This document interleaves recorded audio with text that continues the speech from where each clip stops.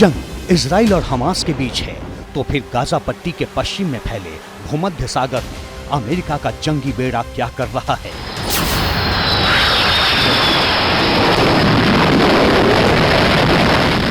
आखिर ब्रिटेन की royal navy भूमध्य सागर में किस मोर्चे को संभालने पहुंची है? और हमास का साथ दे रहे आतंकी संगठन हिजबुल्लाह के नेताओं के साथ ईरान के विदेश मंत्री हुसैन अमीर अब्दुल्लाहियन के मुलाकात के मायने क्या हैं? इन सारे सवालों का एक ही जवाब है। दुनिया दो धड़ों में बढ़ती नजर आ रही है, जिसके केंद्र में है इजराइल हमास युद्ध।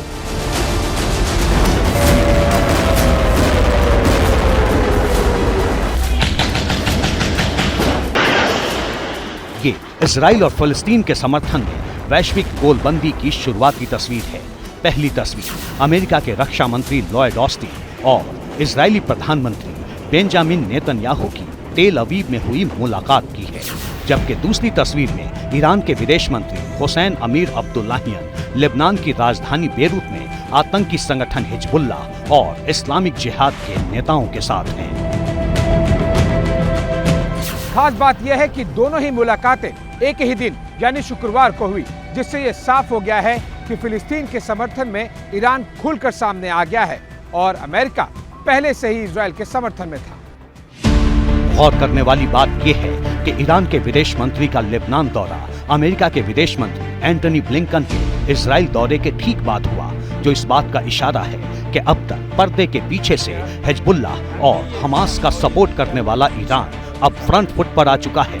लेबनान पहुंचे ईरान के विदेश मंत्री हुसैन अमीर अब्दुल्लाहियन ने सीधी चेतावनी दी है कि अगर गाजा पर हमले नहीं रुके तो युद्ध का नया फ्रंट खुल सकता है।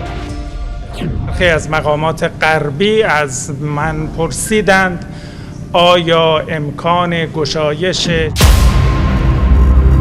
इससे पहले गुरुवार को ईरान ने अरब वर्ल्ड से इजराइल के खिलाफ एक साथ युद्ध करने की अपील की थी। यहाँ तक कि ईरान के राष्ट्रपति सैयद इब्राहिम रईसी पुरानी दुश्मनी भुलाकर सऊदी अरब के क्राउन प्रिंस से भी बात कर चुके हैं। इसके अलावा सैयद इब्राहिम रईसी सीरिया के राष्ट्रपति बशर अल असद से भी बात कर चुके हैं। ईरान पहले ही हमास और हिजबुल्लाह को भारी संख्या में हथियार सप्लाई कर रहा है और अब ईरान की कोशिश इजराइल के खिलाफ नया गठजोड़ बनाने की है, जिसका सबसे बड़ा इशारा ईरानी विदेश मंत्री का लेबनान दौरा माना जा रहा है। ईरान की यही भूमिका इजराइल की आंखों में खटक रही है, जो मिडिल ईस्ट में जारी जंग का दायरा ईरान तक बढ़ा सकती है। Is Hamas the ISIS of Gaza, an organization enjoying the Iranian payroll? Is given by Iran, the money is supplied by Iran. ये वैश्विक पटल पर दो धड़ों में बढ़ती दुनिया की तस्वीर का छोटा हिस्सा है। पूरी तस्वीर गाजा पट्टी में बरस रहे बमों से कहीं ज्यादा भयावह है।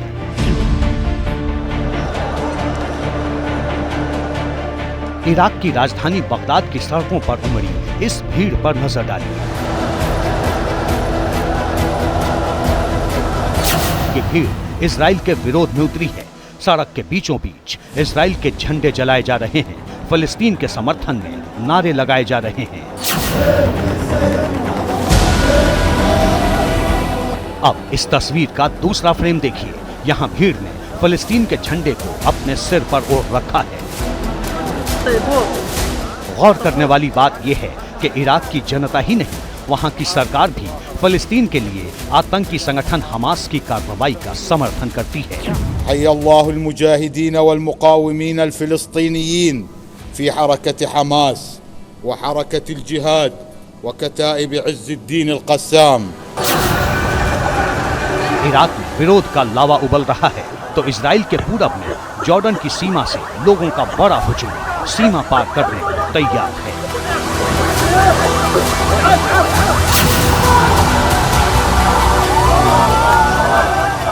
ये तस्वीरें वेस्ट बैंक से लगती जॉर्डन की सीमा की हैं, जहां शुक्रवार को बड़ी संख्या में पहुंचे लोग वेस्ट बैंक में दाखिल होने की कोशिश करते दिखे। हालांकि जॉर्डन के सुरक्षा कर्मियों ने इन्हें रोक लिया।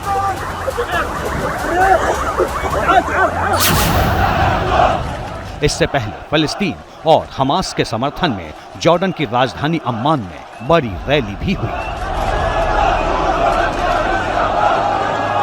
Jordan, Iraq, Afghanistan, Pakistan, Qatar, Saudi Arab, Malaysia और मिस्र समेत दुनिया के कई इस्लामिक देश मौजूदा वक्त में फिलिस्तीन के समर्थन में खड़े दिखाई दे रहे हैं। इन तस्वीरों से ये सवाल तेजी से उठ रहा है कि क्या 1967 की तरह एक बार फिर अरब मुल्क एक साथ इजराइल पर हमला करने की तैयारी में हैं? और अगर ऐसा होता है तो युद्ध का दायरा कहां जाकर रुकेगा? बने रहिए हमारे साथ, आगे बताएंगे कौन सा देश है किसके साथ।